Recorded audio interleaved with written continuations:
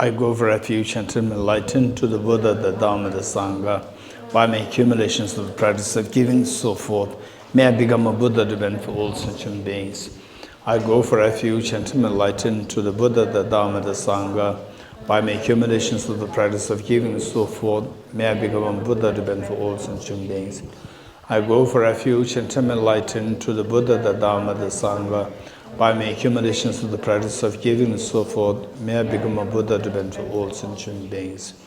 Sanye Joda Zoge Jonamba Chanjo Bado Dane Gyabsoje Dage Jinso Gebe Sonamge Tola Benjire Sanye Jubara Esho Sanye Joda Zoge Jonamba Chanjo Bado Dane Gyabsoje Dage Jinso Gebe Sonamge Tola Benjire Sanye Jubara Esho Sanye Joda Zoge Jonamba Chanjo Bado Dane Gyabsoje Dage Jinso Gebe Sonamge Tola Benjire Sanye Jubara Esho Om Ye Dharma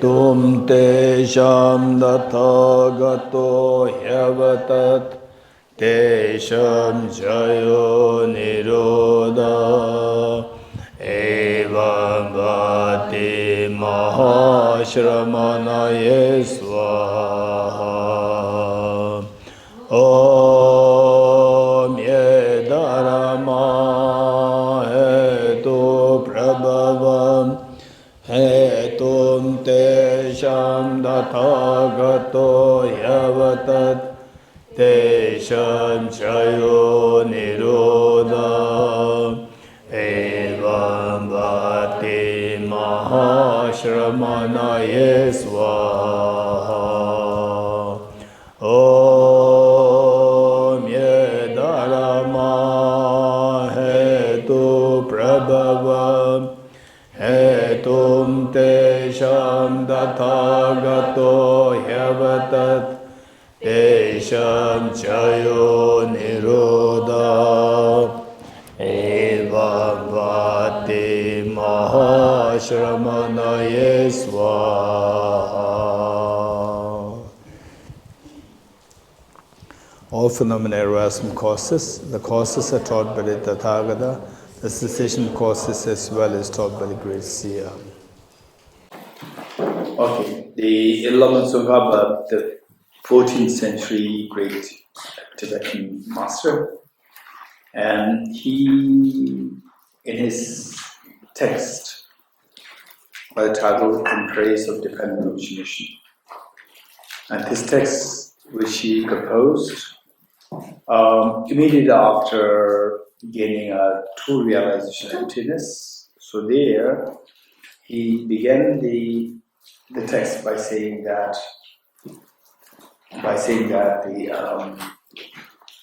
the miseries, the degenerations, the miseries the world contains are derived from the ignorance, and it is the teaching of dependent origination which the Buddha gave that things can be freed. So to this Buddha I make prostrations. So from there we see that the ignorance is the problem. And some people, if you look in your own world, in your own life, we see that the ignorance is a problem. This is the one which has created all the problems in the family conflicts. Again, because of ignorance. And on the national level, or the international level, community level, ignorance. And this ignorance feeds this, that the ignorance says, I am intrinsically real. And then you are intrinsically real. And then alongside this, ignorance is supported by the self-centered attitude. By the way, this distinction, self-grasping ignorance, self-centered attitude, we must learn this distinction. Okay, is there anybody who can make this distinction? What is the difference between self-grasping ignorance, self-centered attitude? Anyone? Anyone? Okay, now okay, yes, anybody, not necessarily from the those who have studied more, if no comments, you can also share. What do you think? Ignorance, anyone? Maybe the difference between self-grasping ignorance and self-centered attitude? Anyone with hands? We didn't know? Ignorance is the mind of not knowing reality. Mind which doesn't know the reality. And self-centered attitude? Self-cherishing attitude is cherishing oneself more than others. Self-centered attitude is the cherishing oneself more than others. Okay, anyone else? Ashwin, what do you think? I think in this context, Geshe-la's self-grasping ignorance is seeing the self as objectively real. And on that basis, saying I am a self-centered attitude is saying I am more important than others.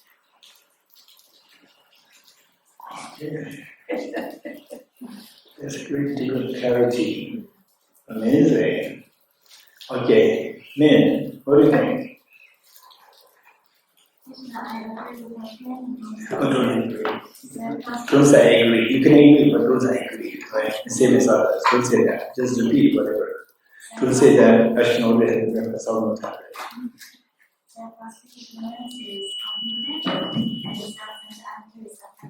Okay, can you be more precise?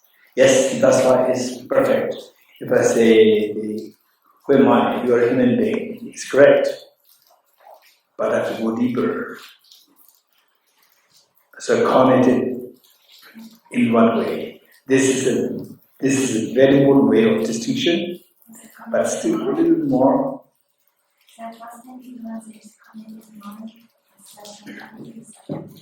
No, that I understood that. And what I'm saying, go more, tell more. Because the wisdom is also cognitive mind. You're getting it? Simple saying is cognitive, doesn't give a full picture of what self-grasping ignorance is like. What is self-grasping ignorance? Tell me. Self-grasping ignorance is the cognitive mind that sees the self as objective. Perfect. And then self-centered attitude? Self-attitude is the active mind that cherishes oneself more than others. Okay. Now it becomes pretty clear. And so one main said, self-grasping is cognitive in nature, self-centered is affective in nature. This is one distinction she made. And then the other one which tallies with what Ashwin said, self-grasping is the one which views the self as intrinsically real. Self-grasping is may not necessarily be the person. Self-grasping ignorance of the flower, self-grasping ignorance of the house, your body, your food, anything can be associated with anything. Okay. And the standard attitude is an affective mind and which sees oneself as more than others. Okay. I would grade the first one 100%, second part, first one meaning self-grasping ignorance, description, 100%, and second one self-centered attitude, description, I would give it 50%. Anyone else would like to make it 100? Anyone? Hey, Anila. Self-centered attitude. Self-centered attitude and self-grasping. Okay, yes. I agree with her. Self-grasping. So she not have breakfast, but she already have breakfast. Is the cognitive mind that is grasping the object, for example, yourself, as inherently existent. And self-centered attitude is effective mind that considers oneself as more important than others. I said 50% already, so you are again saying 50%. Any additional, Anila? Anila? Kind of the same. Same? Self-attitude, this is like, I'm more important than others. Okay, so seems like Jack, you like to add something? Self-centered attitude maybe is more like day-to-day how I think, how I behave, even though I might think like logically or believe otherwise, but maybe my behaviors I still behave like I'll try to take care of myself first. Then Okay, so you added this word. I put myself first. Otherwise, Jack nice. Jack not will be keen on talking about the gender. It's out of your compassion. I know. You're getting. Is this self-centered? No, it's not. Self-centered. What he added is that put yourself first. Okay, Kate, what do you think? No. Okay, the Omar. Self-centered attitude is working on the convention level. Okay. Okay, I think it's from the Root Institute. You remember you were in Root Institute? Yes. Did you hear something about this in the Root Institute?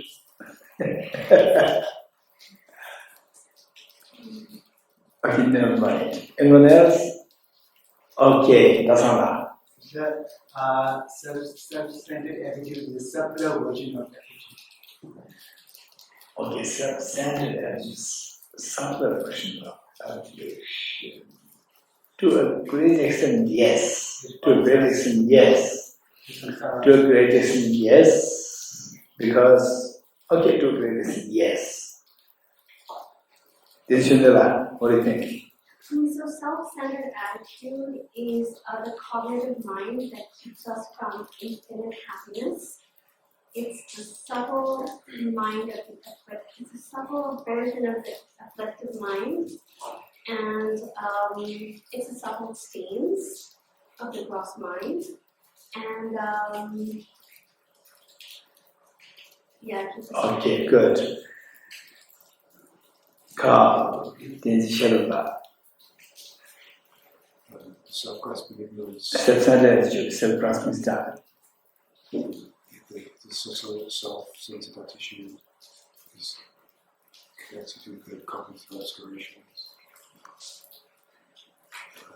obstructors from belief.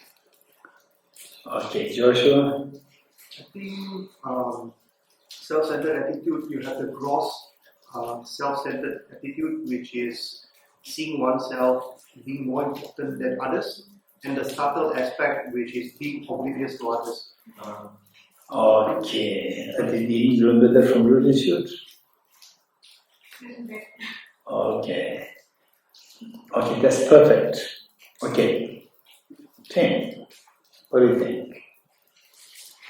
nothing about it. Gal?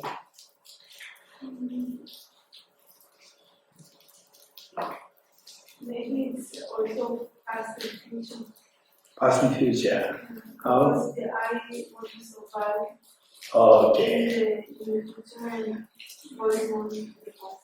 Okay, that's good. So self-centered attitude is too strong that it holds to the past and also worries about the future. Very good. Okay. So what I would say is that the okay.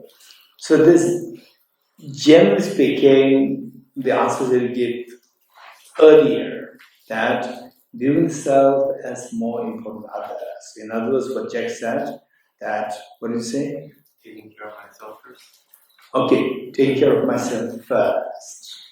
So that is generally how we understand it. But now this class is more the technical class. So therefore, self-centered attitude. For example, let's say that architecture, we have a rough idea of what the house should be like, but the architects things are so precise.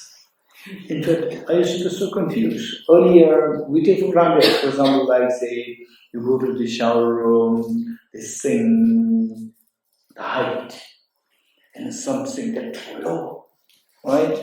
And something that too high, and some ledges. I don't know what that's ledge, I don't know. What that you can do now. Go just see if you can touch the ledge. Can you touch it? So look, some doors are too tall and the ledge too small, then nobody can reach the ledge. Where's the common sense? When I see this, I feel tired. For example, in one airport, I'm not going to mention the name. In one airport, there's a washroom for the males and females. And the male washroom, you can see where the male washroom is. Finally, somehow you got it. You get there, and there's a wall there, and then this is the opening. Passage there, this is a wall, and there's an opening there. And there's the portrait of the man. Portrait man should be in the opening space, so that from distance you can see that portrait was put behind the wall. Just seeing this, I just go crazy. This at home should be very standard. Must be, the contract must give to a very standard architects. Must be given to a very standard contract. Why this picture? I don't know. People to enjoy it. Once you get in, then to enjoy this picture. Or to identify that this is the show. Or should for the males. I don't understand it. It's suffocating. In the suffocation also is ignorance. Yeah, right? People who created the suffocation is also out of ignorance. Not knowing that this is for the purpose. Forgot the purpose. I have to put it there. So it doesn't feel so well here. This is the space is bigger. Put it here, behind the wall. Nobody can see that.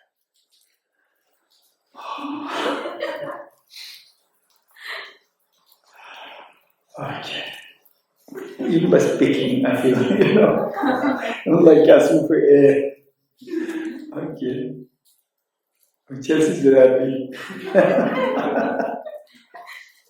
Okay. So the ignorant, self-centered attitude, ignorant, self-centered. What is self-centered attitude? As Joshua, we presented it.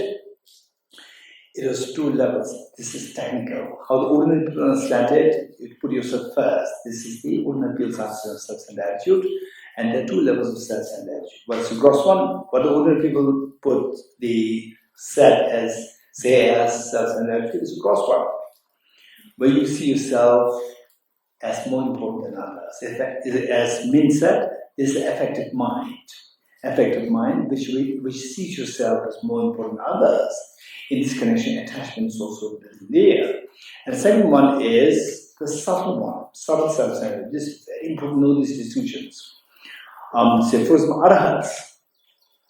Arahats meaning, okay,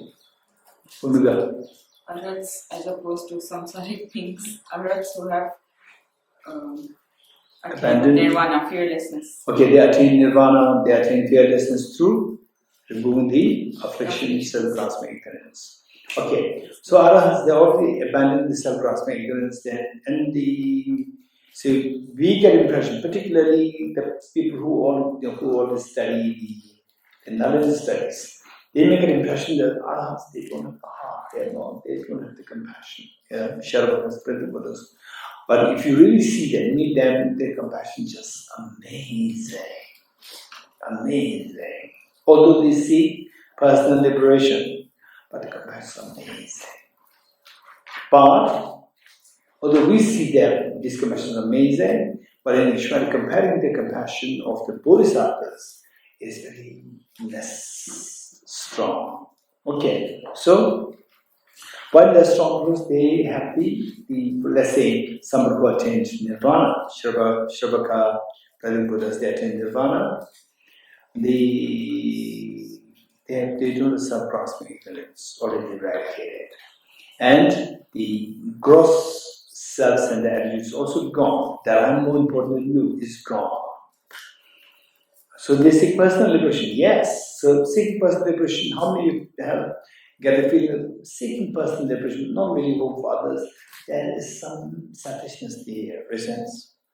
Yes, but seeking personal liberation, I must be liberated. Others, if I can help, help. If not, I must be liberated. I must be liberated. I must be protected.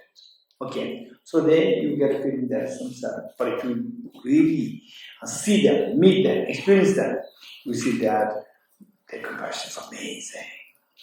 Okay, let me give you one, because these are realities, people to see the broad picture. So at times, I feel myself, and from my experience, I would like to share with all others that be more informed, learn more, be more informed about the world, learn something about the architect, learn the architecture, learn something about music, and the paintings, and the history, the politics, learn about everything. Instead of just going through the Facebook and Instagram and read and what's that? Snapchat? What is that? TikTok, right? Wasting time, just feeding garbage. Instead of that, read something meaningful. Keep expanding your knowledge of the Buddha nature. Your wisdom is the true nature of wisdom is amazing. It has the ability to know every phenomenon. Just use that, utilize this, make it happen. So why I'm saying this is that when I was in school, I was only with the textbook, what the teacher taught. Not audibles, no audibles. Then when I was in the monastery, always say with this my, the Buddhist philosophy, nothing outside. That was a mistake. Meanwhile, yes, we need to have exposure to all these things. Meanwhile, don't forget the main thing. For example, you can enjoy cheesecake. You can enjoy Coca-Cola once in a while. You can enjoy chocolate, but don't forget the main food. Make sure that main food you take timely, on time. So likewise, say your things which can help you to grow in your joy, things which will help you to remove your tears.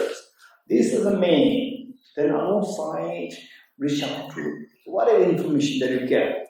Good information, bad information. Learn all these things. You don't have to practice.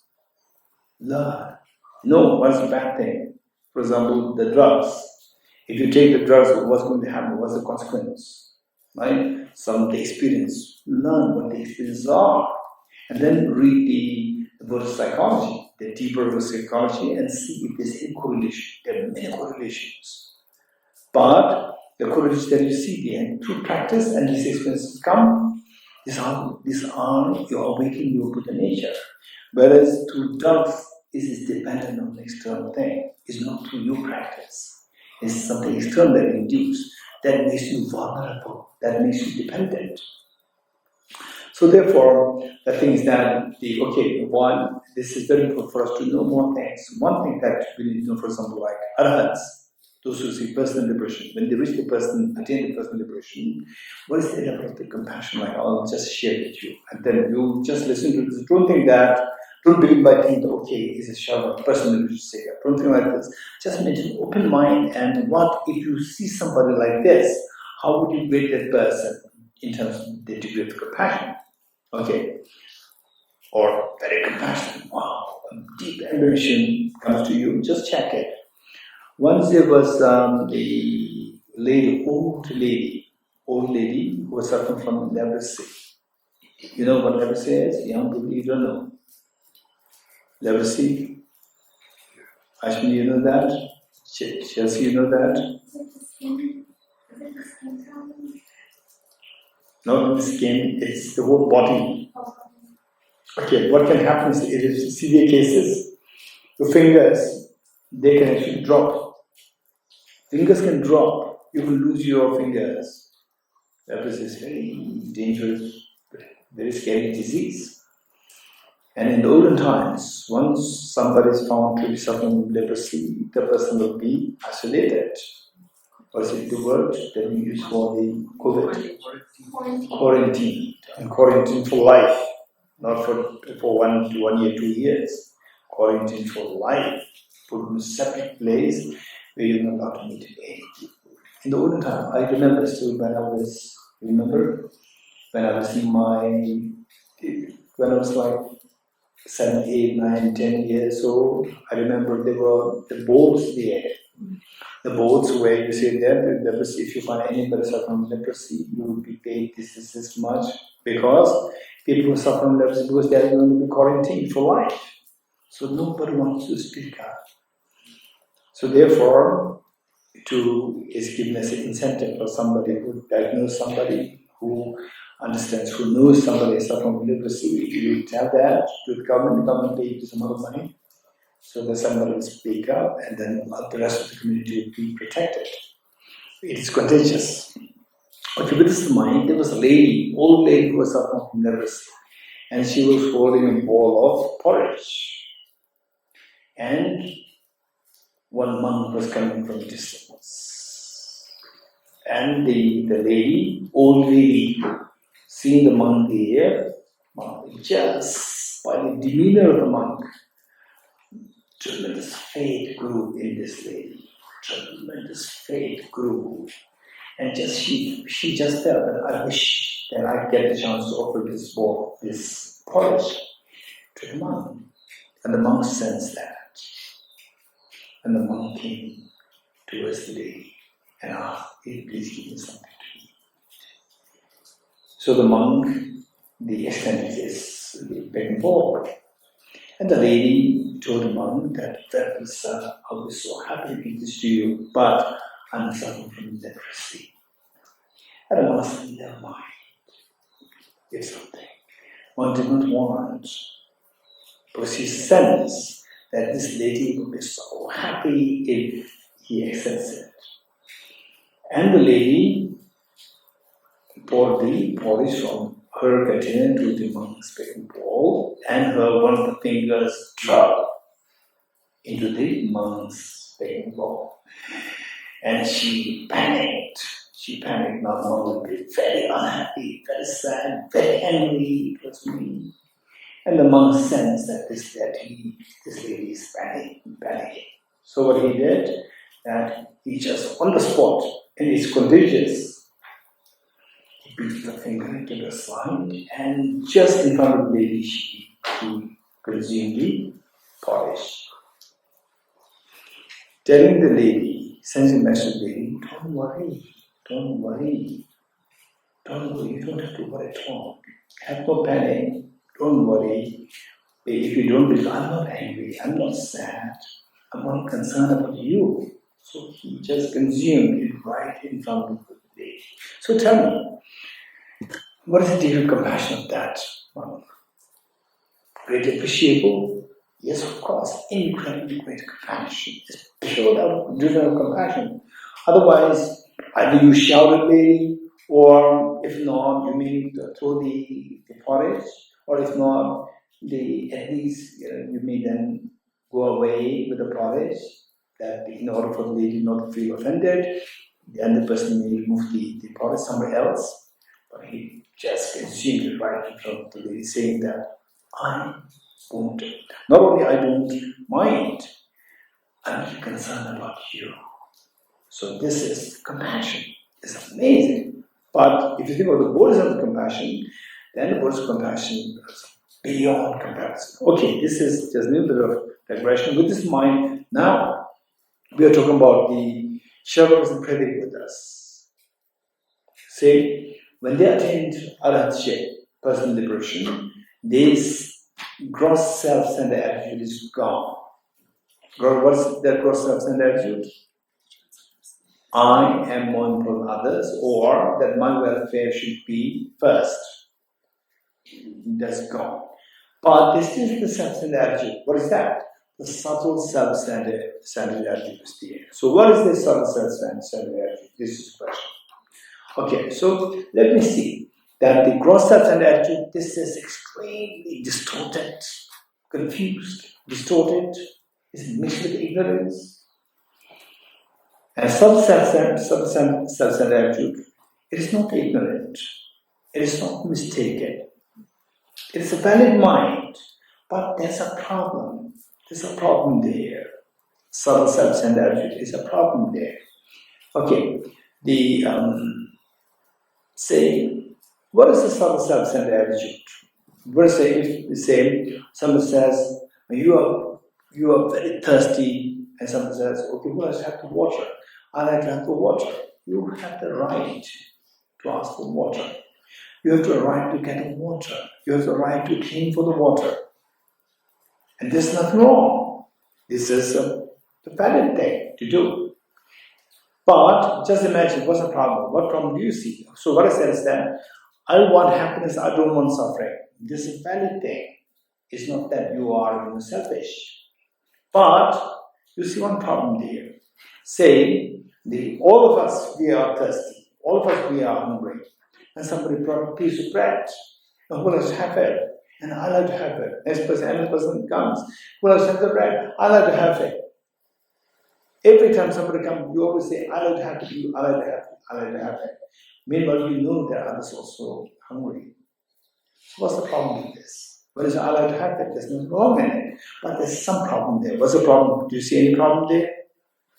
What do you see? We are not looking at others. We are not considering others in our reflection of eating the bread. Whether Okay. Yes. Oblivious to others. Okay. So what the Bhagavad Gita said, let us imagine that we're going to Delhi. In Delhi there is one garden still. I've been in Delhi for the last 16 years, still I've not seen that, I'm not been there. But I heard that there's a very beautiful garden of the president, in the president's place, residence.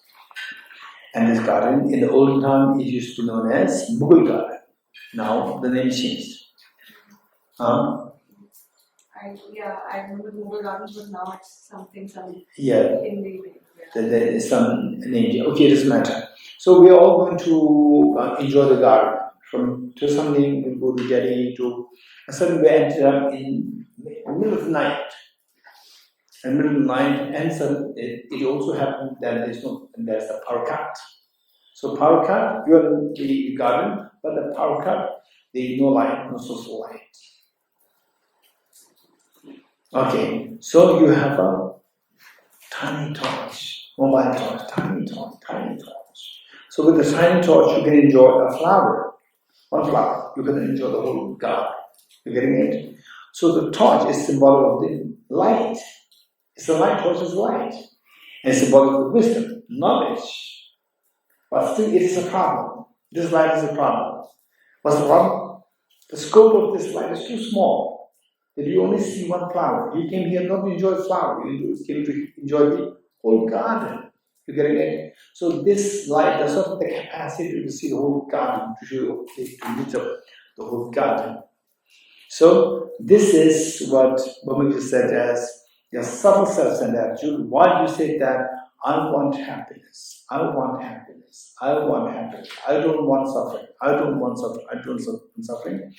There is cherishing the self. Cherishing the self is nothing wrong. It's perfectly correct. There's nothing wrong. But cherishing the self by being oblivious to others. Not indifferent. Indifferent is a very strong word. If you're being indifferent, that is going to be gross self-centered attitude. Indifferent means, who cares? It's your problem. But the subtle self-centered attitude is not indifferent, it's oblivious. Oblivious meaning, Kate. Not aware.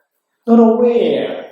You're not aware of others. You're not aware. It's not that you are deliberately disregarding others. But you're not aware. Your focus is all on yourself. I all the time. But you're not aware of others. You're not being indifferent also. You're not being indifferent, but also not aware. But you're simply not aware. That's it. Awareness of the others is missing. This is known as being oblivious to others. So that's the problem. That is the subtle self-centered attitude. It's not an invalid mind. It's a valid mind, but the scope is too small, like the light, torchlight, which does not allow you to enjoy the whole garden. It only makes you to enjoy the one flower. So even seeing one flower is also light. Light is very precious, but it's too small. It's only focused on self. Okay, this is a subtle self-centered attitude. Okay, good. So with this in mind, okay, where did we leave yesterday? Huh? 53. Okay, is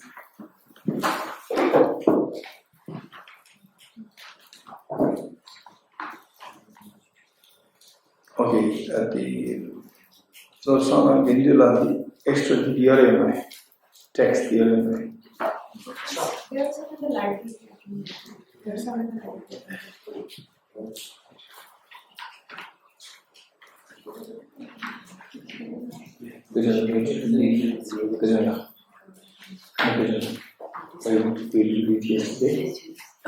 I thought we finished 53 and 54. 53, 54. On page 19. Page 19. Oh, yes. Okay.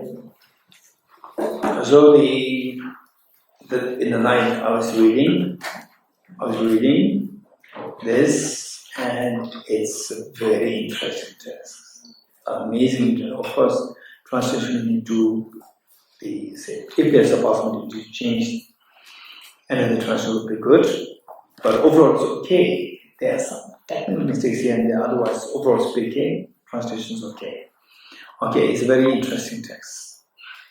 Earlier I read it once, but now reading it, to prepare for the class, it makes it even more interesting. Okay, so now we are on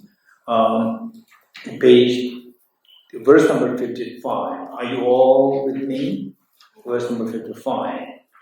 So it says that, now the wisdom of emptiness is talking. Wisdom of emptiness is challenging the ignorance. So these are what we're reading now. This is a highly realized experience with the wisdom of emptiness sharing. Just imagine. Okay, what is this? Quick, say time. Paper. Okay, what is this?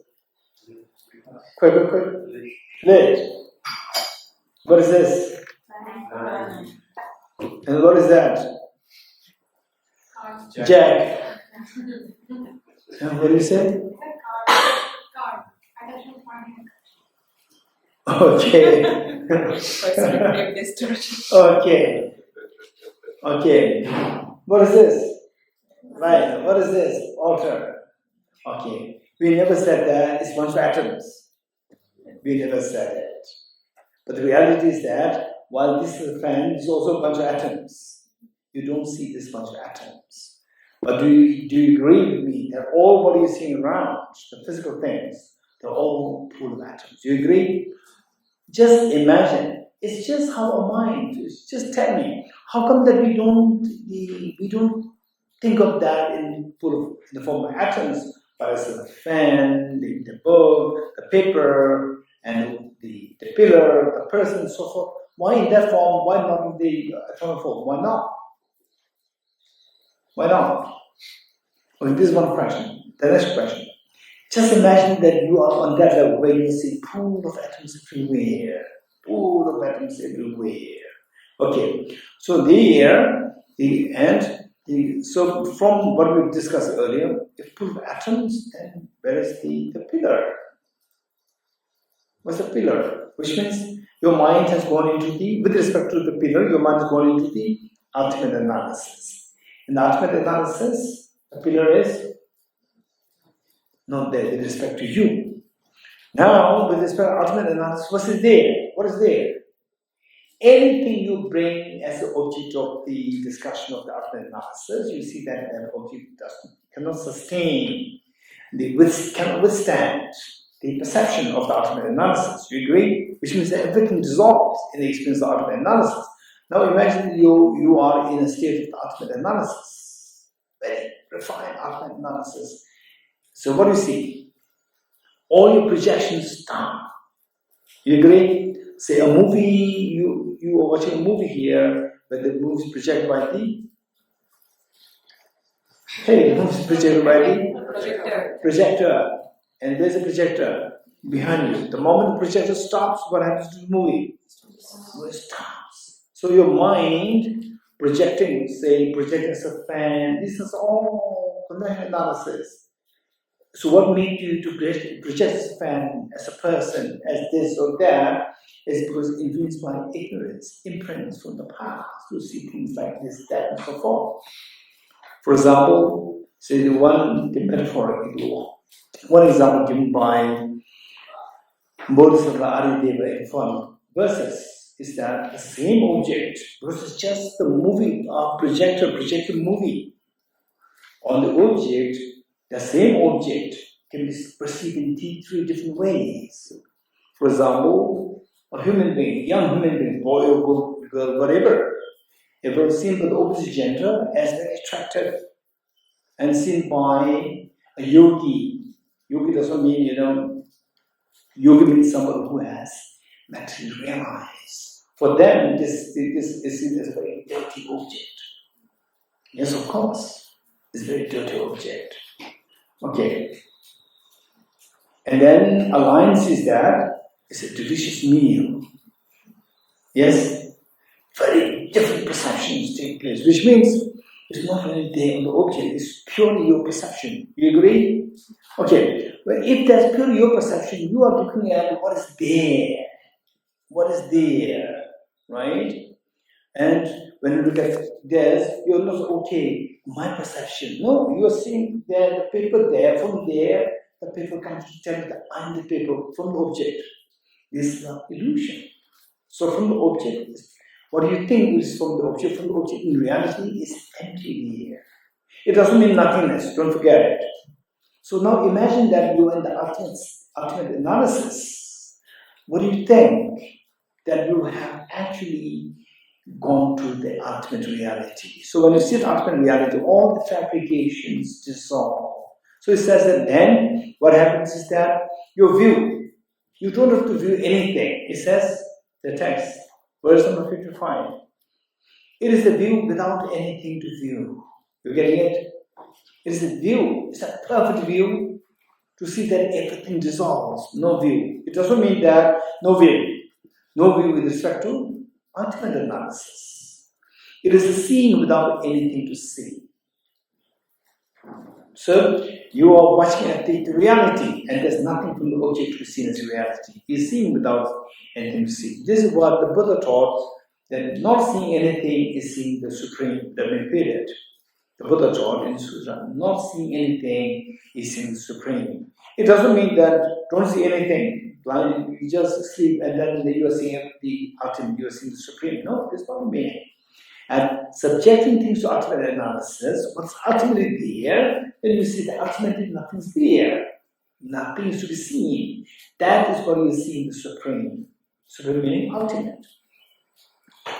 In the meditation, without anything to meditate on, so you are in this state of meditation where the ultimate analysis, you are in the meditation.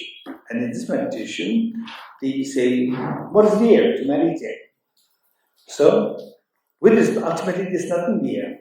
It is the meaning that cannot be expressed. This is a very important concept, yet many people tend to be confused. And because of this, they said, no, the ultimate reality is it cannot be expressed. So you cannot learn ultimate analysis, it should be practice. This is a big misleading, the talk is greatly misleading. Ultimate analysis, ultimate truth is inexpressible. It cannot be expressed in words, and so these texts, they cannot express. This is greatly misleading things. If you ever hear like this is a poison. So it says here, it is a meaning that cannot be expressed, meaning inexpressible. This is a very profound meaning. I say inexpressibility, there are two things. I cannot express it is one, which means the mode of expression. Mode of expression is your inability, but the object per se is inexpressible. Object is inexpressible as the object, and the mode of inexpressibility. These two are different. People mix up the two things. Object is inexpressible, is the object. Whereas people say, no, you cannot know the ultimate reality, you have to practice it. These texts, they do not help you. This is a great mistake, and this can be a greatly hindering factor for your Dhamma practice. Okay, so with this, what did I say? What distinction I made? The inexpressible here has two connotations. One, inexpressible as the object, and a mode of expression, you can express it. And other one is the mode of inexpressibility. I cannot express it because of my inability. I cannot express it. I feel something, I cannot express it. The object is there, but you cannot express it because of your inability. You don't have the articulation. This is your limitation. For example, say if the expression is here, it is a meaning that cannot be expressed. If it means that you cannot express this, text cannot express it, then that's a story. But this is a meaning that cannot be expressed. Not that the mode is inexpressible. The mode and the object, these two are different. Inexpressible as the object, inexpressibility as the object. It doesn't mean that you cannot express that inexpressibility. So in fact, these texts will help us to express the inexpressibility. You getting it? And the only thing that you can be a little confused is that, what is that inexpressibility? Okay, for this, you need to have, so as thus far, I can intellectually explain a little bit here. For example, let's say, you are in the ultimate analysis. You're in the ultimate analysis, then I'm asked, okay, what is this? The paper? No paper. So paper is not expressed. While I say this is a paper, and you say no paper. And then I bring anything, you say that, I say, okay, paper, you will say, what do you say? Because for you are seeing the emptiness of the paper, objectively empty paper. So the paper with respect to you, it is empty. Then I bring the essence of the paper. Even that is also not true. You say that emptiness of the essence of the paper. You're getting it? So both cannot be expressed. The reality. But you can express that it is not expressible. You're getting it? So the object is inexpressible, and I say that, okay, this white paper, you will say, no. Even the atoms, I play with atoms, you say no, because even the atom is also empty of intrinsic reality. So no atom is also empty of intrinsic reality. You pick up any object, you will say no. The flower? No. No flower? No. No flower? No. So anything you pick up with respect to ultimate analysis, you see that answer is no, this cannot be expressed as this or that. So the object per se, inexpressibility, that is the object. But you can express it, because ultimate analysis saying no expressing, this is expression. So you're expressing the inexpressibility. You getting it? So some people, they make it very big. Yes, of course, it's a very profound concept. They're confused. And they said that, so we are trying to express the inexpressibility. Nobody can express that. So this text, spend a lot of time studying emptiness. It's just a question of time. Many people say like this is a great hindrance to our spiritual growth. Great hindrance to our attaining enlightenment, nirvana, and Buddhahood. Okay. Next, it is beyond objects of words and thoughts, meaning that, say, ultimate reality. Say, with a thought, say the thought means that your mind creates something. But ultimate reality is beyond the creation. Okay, it's beyond the objects of words and thought. Okay, now interestingly, even the Pandit scholars,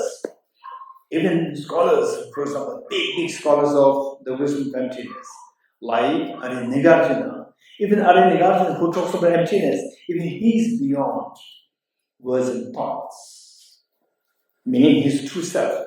Even the very antidote, even the wisdom of emptiness, the antidote is also natural liberty. Natural liberty meaning is naturally or intrinsically empty. Liberated meaning there's nothing there. Object of the all conceptual mind, all conceptual. This is the literal translation. Tibetan word is kuntok. Kuntok simply means conceptual mind. So all conceptual you may get confused. So the object of the conceptual mind is pacified. So where all conceptuality is dissolved. These are synonyms. View without anything to view, seeing without anything to see, meditation without anything to meditate on, the meaning, the inexpressible meaning, the beyond the objects of the words and thoughts, then the antidote into national liberation. So these are all synonymous. Through unifying, they become the great equality. So now let me say in simple terms. In simple terms, we said that, okay, how many like cheesecake? Raise hand. Cheesecake. And how many like rotten cheesecake? Rotten cheesecake. No one. So you make a distinction. We make a distinction. Fresh cheesecake and rotten cheesecake.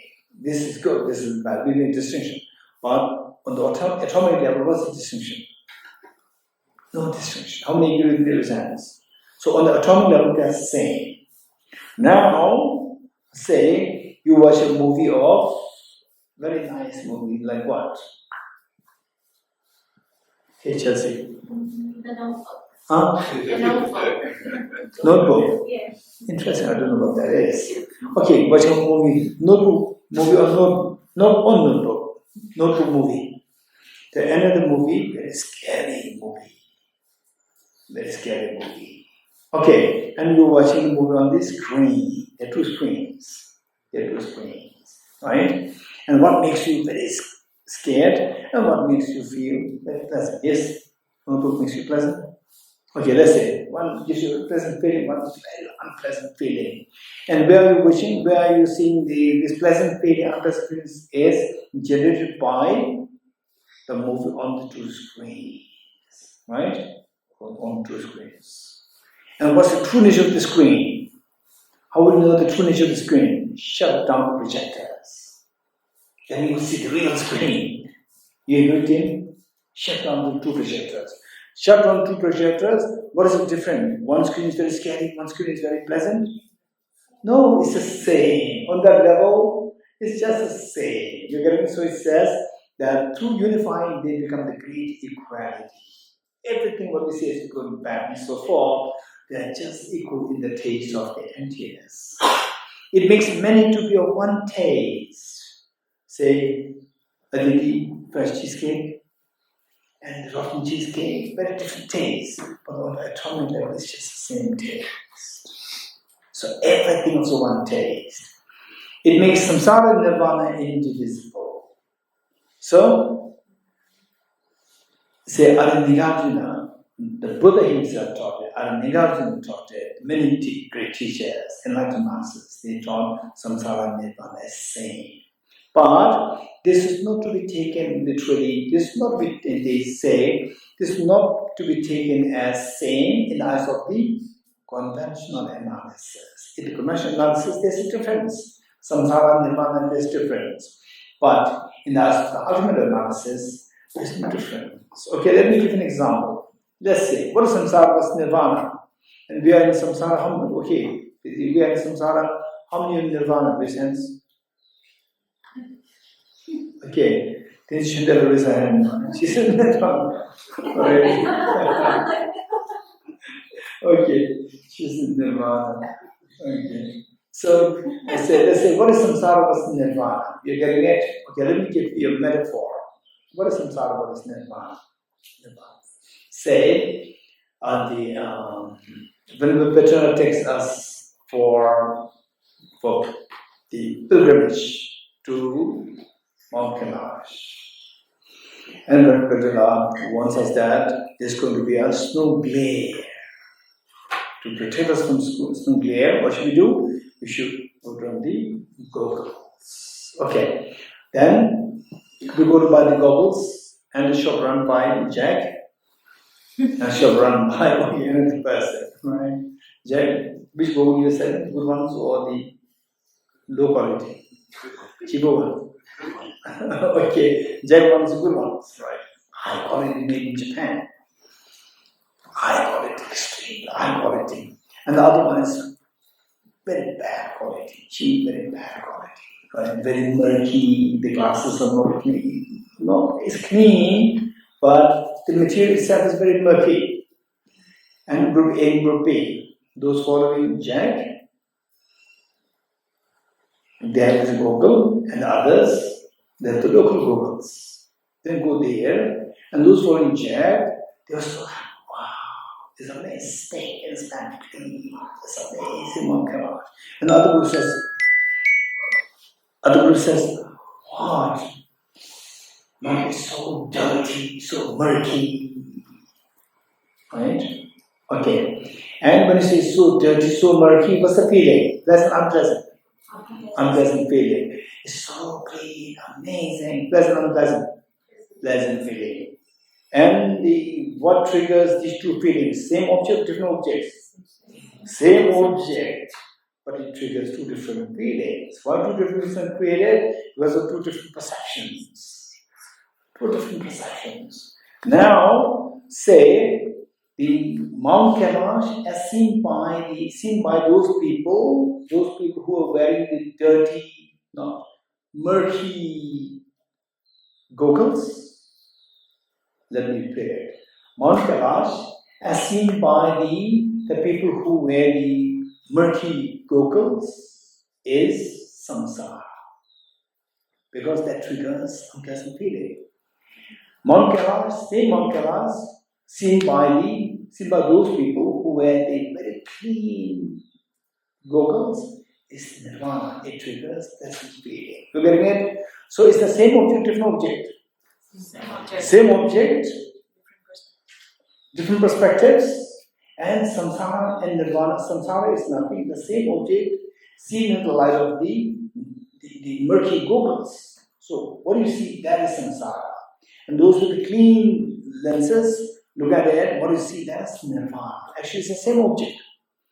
Same object, seen in two different ways and triggering two different emotions. Unhappiness and happiness. So in that sense, samsara and nirvana is the same. You getting it? But don't say that samsara and nirvana is the same. If you say like this, then the people who are looking for excuses not to practice dharma, not to be nice, they say, oh, it's the same. Samsara and nirvana is the same. Right? So therefore, this is not same. Same or not same, who decides? Who decides whether this is paper or emptiness paper? Of the two, who decides whether it's paper or not? Okay, paper is not good. This is ultimate conventional analysis. Okay, this group is very strange group. Some orderly nirvana. some are seeing things for ultimate analysis. Enjoy breakfast with ultimate analysis. You will not enjoy breakfast. What is my karma? My karma will be the strange people. Oh no, they never be strange because they may be in nirvana or some may be seeing the whole world in the lens of all the time. We never know. Okay. Why I said this? When strange people comes, my train of thought is disrupted. Okay, so why? Okay. It makes samsara and nirvana indivisible. Okay, good. Okay, this question. What allows you to say that the paper exists or not exists? What allows you, or what is that mind which makes you to see that this is paper, whether paper exists or not? Conventional analysis. Thank you. Conventional analysis. Okay, then what is the job of ultimate analysis? Edoena. What is the job of it? If the conventional analysis decides whether it's paper or not, then what's the job of ultimate analysis? Jack? It decides whether it exists objectively. Perfect. So the ultimate analysis does not decide whether this is paper or not. It decides whether or not the paper exists objectively. Right? So this we have to make distinction. So therefore, samsara and nirvana, whether they're the same or not, who decides? Which mind decides? Conventional analysis decides. So therefore, we have to say, in the ultimate, the conventional analysis, samsara and nirvana, there is difference. But in the ultimate analysis, there's no difference. You getting it? So this distinction you should be able to make. Okay, some of us may feel that, okay, this is little, I'm not getting it. Okay, because some of us who give, say, the good answers, they're used to these teachings for quite some time. So if you also be exposed to this teaching, get used to this teaching for some time, you also get to that level of understanding. It will happen to you. Okay, next. 58. Meditating equipoised on the meaning of these. So now the wisdom of emptiness is telling the ignorance. Meditate in equipoise on the meaning of these. And then actually it is not just the two of them debating the wisdom of emptiness, the point of view, the narratives. What the wisdom of emptiness is making, this is the advice for us. So we have to just contemplate what things that we should be doing. In the perception of the placement of equipoise, this is the not a good translation. So it simply means that with respect or in the eyes of the meditative equipoise, in the eyes of the meditative equipoise, you, the true grasping, do not exist, and neither does the Buddha. In the eyes of ultimate analysis, the people exist. Hey, in the eyes of ultimate analysis, meditative equipoise meaning ultimate analysis. The best of the ultimate analysis is the meditative equipoise and emptiness. In the eyes of ultimate analysis, does the people exist? Self-grasping ignorance exists? No. So ultimate analysis knows the ultimate. So in the ultimate sense, even the self-grasping is you do not exist. And not only you, even the Buddha does not exist. On the ultimate analysis, you, the true grasping, do not exist, and neither does the Buddha. There is no Dharma, no Sangha, no grounds of paths. Doesn't mean that they don't exist. They do exist. Do they exist? Yes. They exist. But it says they do not exist. How do you interpret it? Okay, the Hirisha's voice is too soft and tender. Okay, others, please quiet and listen to Hirisha. Yes. They exist conventionally, but they do not exist Wonderful. So, who decides whether things exist objectively or not? Objectively, ultimate analysis decides, and who decides whether they exist or not? Conventional analysis. Very good. You have already learned Buddhist philosophy many years ago? I'm 5 minutes. Okay, you are MC. Okay.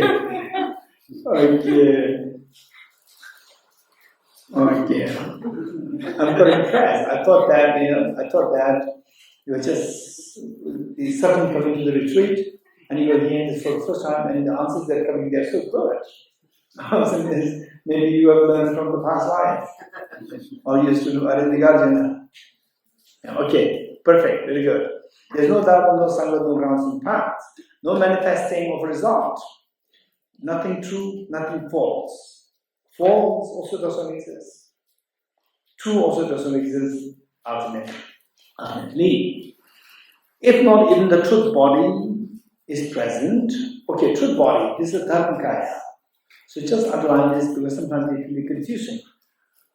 Truth body, or it should be, if it is translated into English, then I would rather prefer that to be kept in the italics.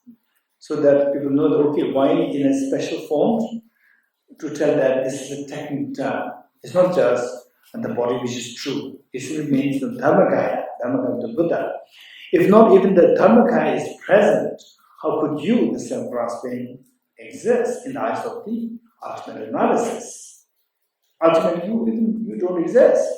Okay, next. What need is there to mention illusory phenomena? Okay, upon Okay, upon arising from the concentration, so it means that arising meaning, say, coming out of the concentration, there is a meditative equipoise. So meditative equipoise is which to analysis? Ultimate analysis. Now coming out of this is conventional analysis. In a way, what is being said is that the shift in the analysis from the ultimate to the conventional. Okay, the reflection of illusory appearances. So now what happens is that the moment you come out of the meditative equipoise, what? Objective existence, you realize that it is empty, it's not there. The moment you come out into conventional analysis, what happens? Things again start to appear to your mind. Yes? Good things, bad things, rotten cheesecake, fresh cheesecake, they all appear. So, because objectively they are empty, but it still appears as mere appearance. Mere appearance. Mere appearance is like illusion. So it says, upon the coming out of the concentration of the meditative voice, the reflection of illusion-like appearance or illusion-like appearance arises within the mirror of empty mind. And these appearances come to where? To what? To your mind. Your mind is also empty of true existence within the mirror of the empty mind. So, a reflection happens where? So, in the morning when you wash your face, so you see the reflection of your face where? In the mirror.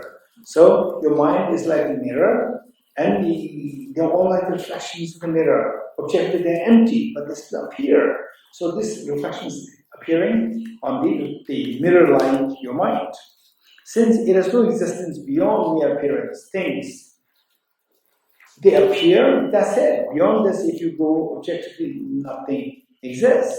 There's no place for true grasping to remain. So therefore, since that true grasping says everything exists truly, but now the wisdom tells it that there's nothing truly exists, so therefore even the true grasping, self-grasping meaning self-grasping ignorance, even you cannot remain in this state because you don't exist truly. The next.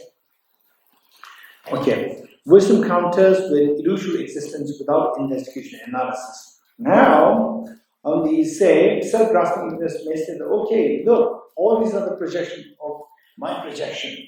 All these are my projection.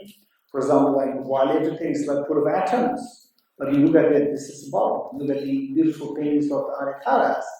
And then they look at the pillars, they're all very distinct. So these distinct things, they are the influence, the projection to the influence of me, self-grasping ignorance. So these things are there.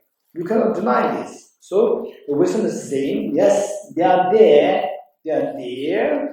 How they are there? They are there to what? These things in the distinct forms. They exist with respect to which mind? Conventional analysis. What do you mean by conventional analysis? What's the difference between conventional analysis and ultimate analysis? Existence. Analysis is the mind, not the object. So what is the difference? How do you distinguish between the two analysis? One is when it's conventional analysis, one is ultimate analysis. How do you make the distinction? Do you remember any citation to take us into this understanding, Tim? I don't remember the citation, but it's about how close you get. So close you get is conventional analysis? Then? That's all. Okay, closer you get towards the object, that is ultimate. Further away you go, that is conventional analysis. Anybody who remembers some sort of citation related to that? Yes. Who said it? Arinagardana. And where? Precious Garden. The text, Precious Garden, or Ratna Mala, or Ratna Bali. Okay. So in this text, it says what? If the mirage were to be water, why not those close to the mirage see water? Don't forget it. Okay. With this mind, they say the mind which look at things from distance, which means it does not go into the deep analysis. Without analysis, it sees something, this is the truth. But then go deeper analysis, then you see the object disappears. What you see is ultimate truth. Okay, so now it becomes easy for us. Wisdom counters with the illusory existence without investigation. Without investigation, analysis, meaning from distance you see things. That's the supernatural truth. From close analysis, what you see is the ultimate truth. The mirror of the empty mind. Okay, say what is this? Okay, usually in Tibetan house people say, what is this? They don't look at it, they say it's a flower. You know why? Because usually I take the flower. So they don't look at it, say it's a flower. Okay. To make sure that we are giving attention, I do look at the flower and figure this and say, what is this? Hey, Netri, what is this? Symbol. Okay, good. Okay, let's say how do you know that's a symbol in my hand? Your mind knows it. Your mind is also entered intrinsic reality. But this is the mind where the singing ball does not exist objectively, but it appears to the mind. So it's a mere appearance. Why mere? Because it is mere. Why? When you say mere, it cuts something. It negates something.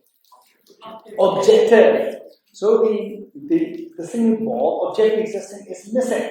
So what is left is mere appearance. Appearance left, therefore, is mere appearance. Mere appearance meaning is an illusion. You getting it? So this mere appearance of the singing ball and the mind to which it appears, these two things, by dependence on these two things, the mirror of the empty mind and the illusory appearance of dependent arising are mere appearance of, and this mere appearance coming together, then you think that there is the singing ball there.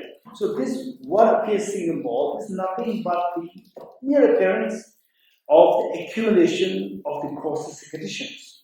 Causes and conditions come together, and the mere appearance is created through the mind, and that we call as a singing ball. Okay, the mirror of the empty mind. There's a mind with the metaphor of the mirror to which the reflection happens. What reflection? Appearance. Appearance, object is empty, but appearance happens. So therefore, it is a mere appearance. The illusory appearance of dependent arising, a mere appearance of connected cause and conditions.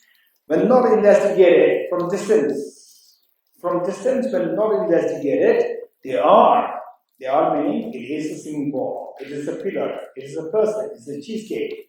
Good, then, okay, it's a daytime, or it's a rain.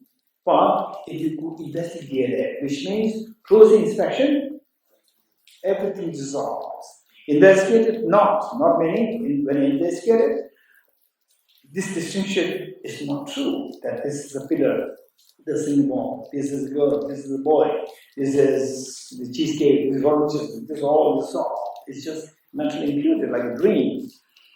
Only the appearance that is adventitiously imputed and not analyzed is posited as cause and effect. And what about the cause and effect? Efficacy of the cause and effect. Efficacy in cause and effect. Cause and effect is something which determines the whole universe. The whole universe is operating based on the efficacious cause and effect. It's not like, say, haphazard cause and effect. Efficacious cause and effect. What is this cause and effect? If this cause and effect is also, yes, it's very efficacious on the convention level. It's a mere appearance. Mere appearance is cause and effect, but very efficacious, but objectively it's empty. Only the appearance that is adventitiously imputed, when not analyzed from distance, is posited as cause and effect. When you analyze it, even the cause and effect also dissolves. For example, like the picture of His Holiness shown by, anybody got this soft copy? The picture of His Holiness, which is made of the pixels made of different photographs of the people who attended the retreat. You saw that? How many saw that? Raise hands. Okay. And how many have this book? Raise hands. And did you see something in this book?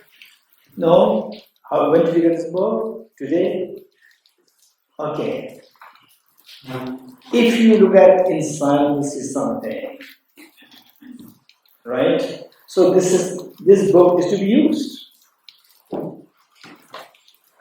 I hope that I was hoping that you must have seen that.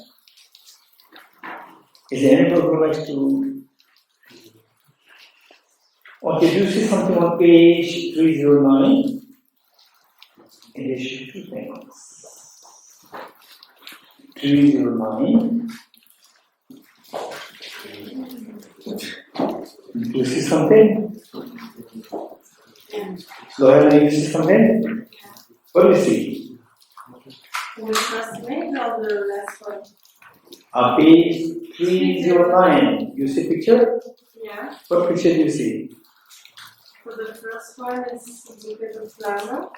The flower, then? After we zoom in. We zoom in.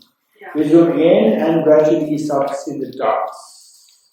You see the dots. When you see, and even this was not too professional done, because I had to just hire somebody who's really creative but did not have all these the features on the computer. So I wish there's somebody who has more professional computer to do this. So you see dots, and in the dots the form disappears. You're getting it? The dots the form disappear. So as you go zoom in, as you analyze deeper, object doesn't make sense. Okay. And the picture of the Mona Lisa. Why the picture of Mona Lisa is expensive? Yeah. I don't know, I don't. You don't know. Because he's little, the rebellious. He's rebellious against the conventions. Right? Because he's very compassionate to people who are isolated, marginalized. He's compassionate. Okay, Vishila's painting is hopeless. And then we learn Vinicius painting Mona Lisa is amazing. He doesn't like that. Just everybody should be saying, right? Jack, yes? This is my set. Yes? It's famous. Many people want it. Many people believe it's valuable. Yes, for you it's okay. Yeah. So.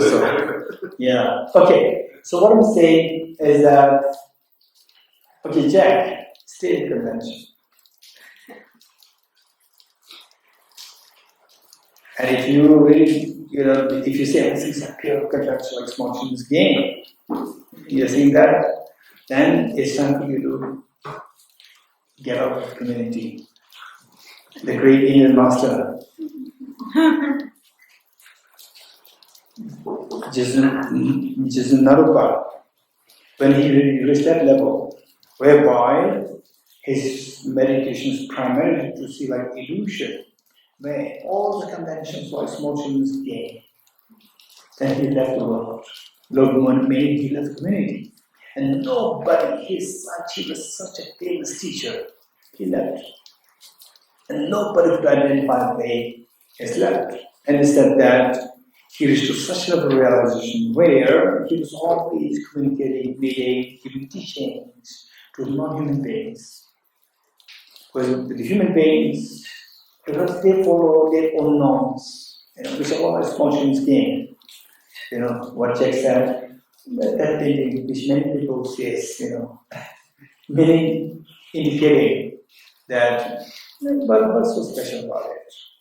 It's just the whole convention. Okay, so what I'm saying is that, just imagine that, okay, those of us who are bound by the conventions, except for Jack who is liberated from the conventions, we are bound by conventions. Okay, so those who are bound by the conventions, when you look at the painting of the Mona Lisa, wow, this is amazing. And in fact, when I was in France, my friend, she was so keen to take me to various museums, particularly to the museum where the painting of Mona Lisa is. And I'm not so keen, to be very honest. Not that I am. No. Not that I'm liberated. No, I'm not liberated. In that sense, my focus is those people who are only interested in cheesecake. They're not interested in Mona Lisa painting. Yes? No, not interested. Cheesecake. They're bound by cheesecake. You're not bound. No, you're not bound by anything. Okay, so let's say that painting on the Mona Lisa, it costs millions of dollars. Millions of dollars. You're getting it? And why is it special? Why is it special? The painting, how it is painted. Now imagine that this painting, all the paints, they are made of atoms, just separate atoms. Is it still very precious? No. Diamond. So diamond singing ball. No, golden singing ball. So break into two pieces. Both the pieces are precious. Yes? Both pieces of gold. Again, the second half. You break it into two. 10. Each piece they are gold. Very precious. But the moment is not painted, the moment atoms or the parts are separated, it instantly lost the value. Yes? Okay, she can tell us. Calligraphy, mural painter, right? You can tell us.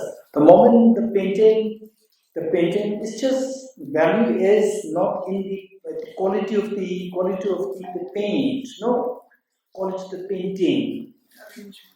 Arrangement. The moment these atoms or these paints, how they are arranged, is disfigured, the value is gone.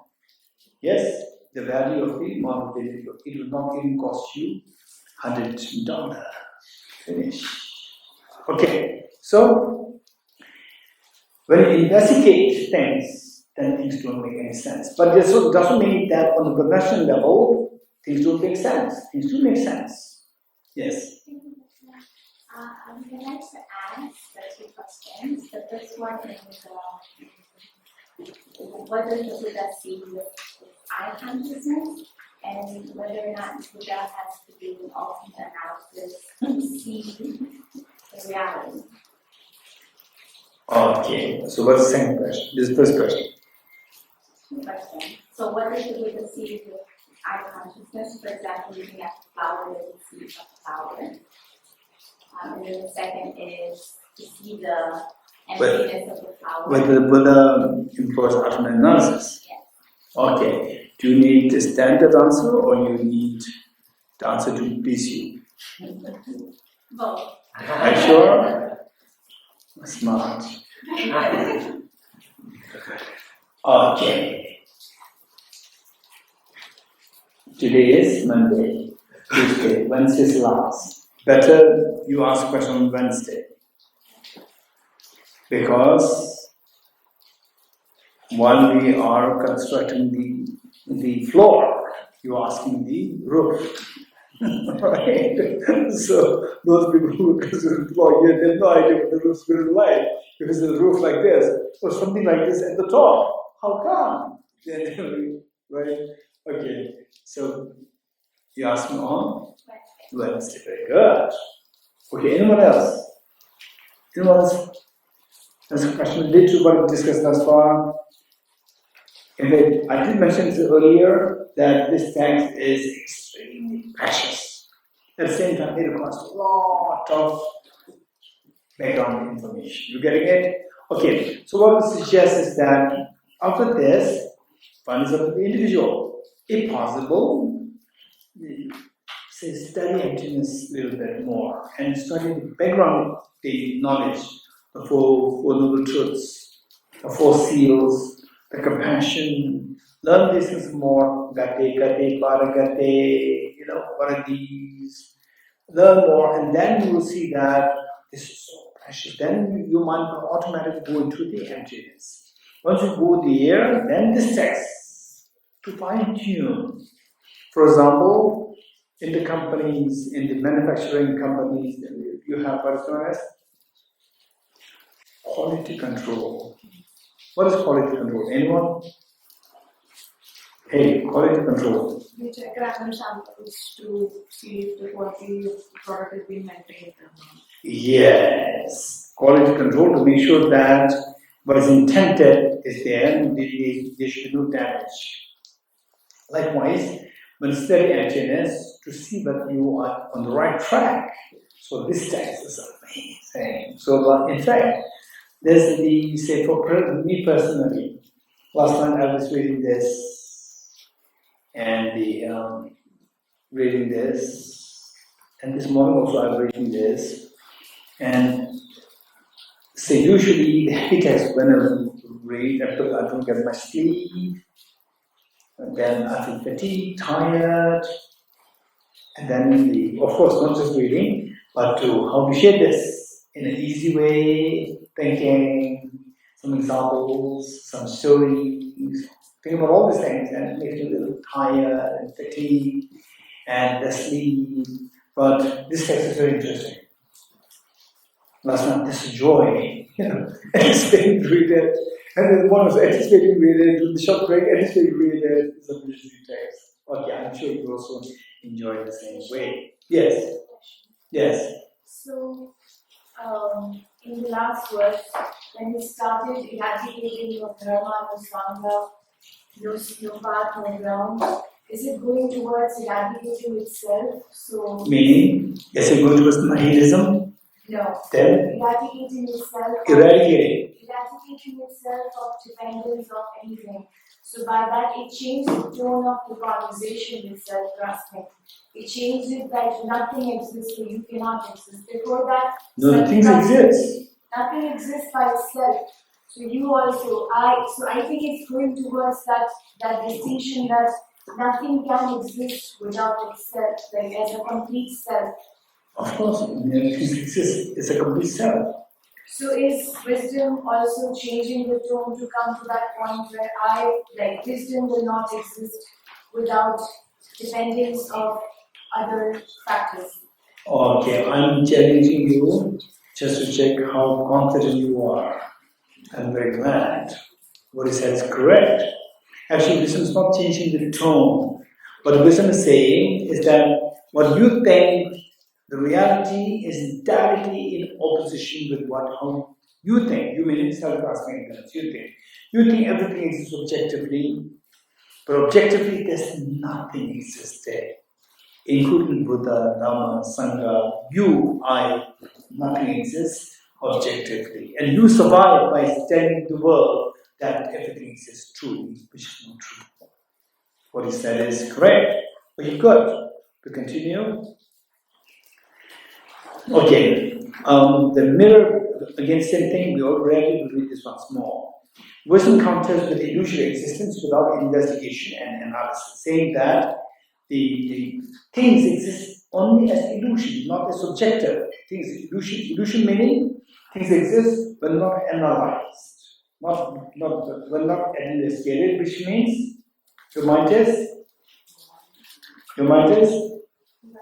conventional analysis. In the art of conventional analysis, things exist objectively. In art of analysis, objectively, nothing exists. So objectively non-existent, but they still appear to the conventional analysis, which means they are mere appearance. Mere appearance means illusion-like. Okay, the mirror of the empty mind.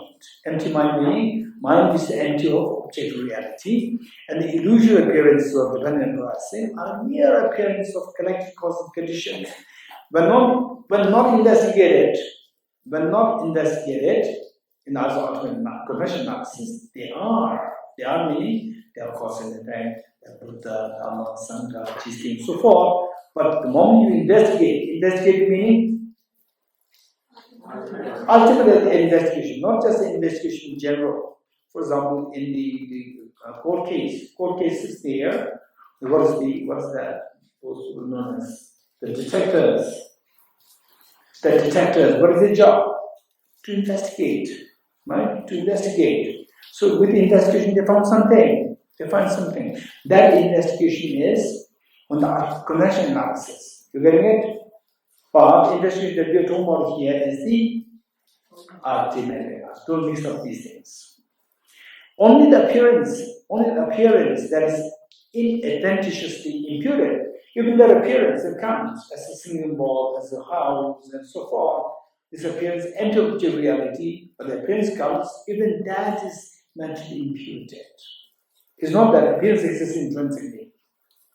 And not analyzed as positive as cause and effect. If one is not satisfied with it, if you're not happy, if you're not satisfied For example, if I say that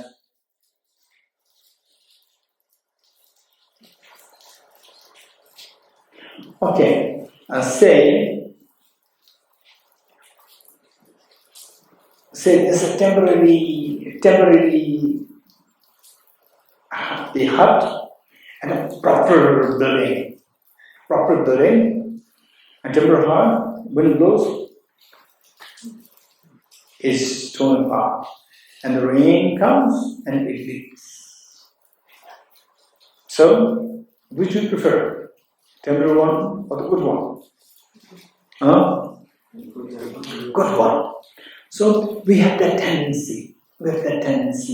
For example, I remember one of the professor. That was 20 years ago. 2023. How many years ago? 2003. 22 years ago. When this boy was not born, when this Ashin was not born, and then when the Carl was not born. Okay. Carl gave a very strange smile. Okay. So that time, I remember one professor. Oh, very kind person, extremely kind person. He told me that when he buys clothes, he said that he buys good ones.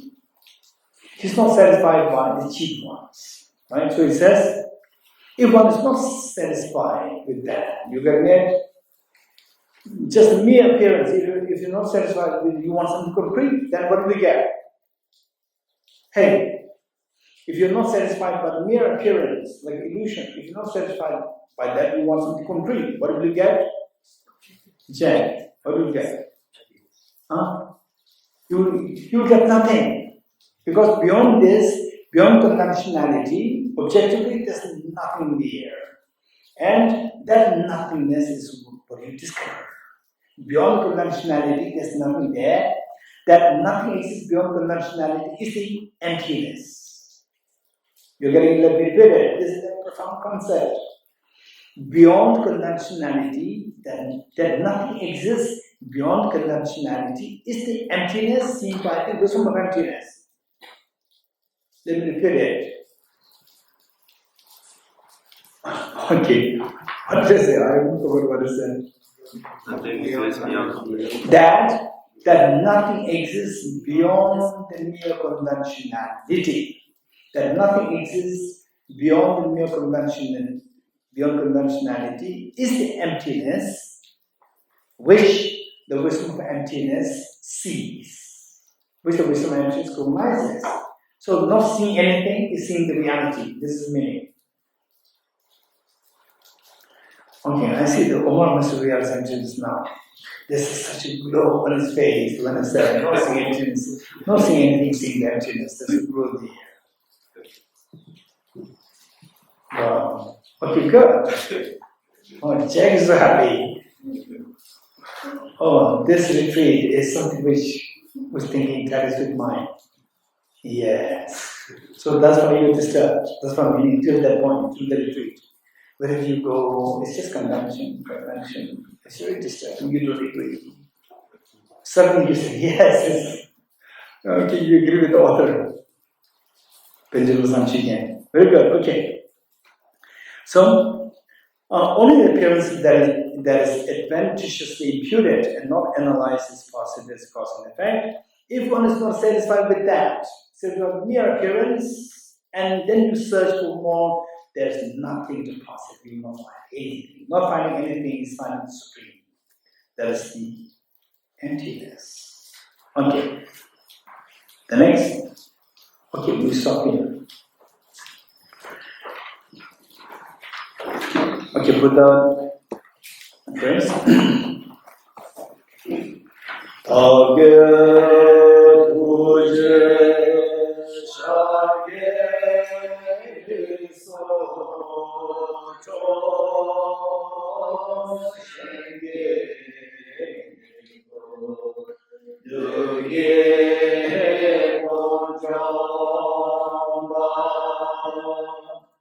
Segel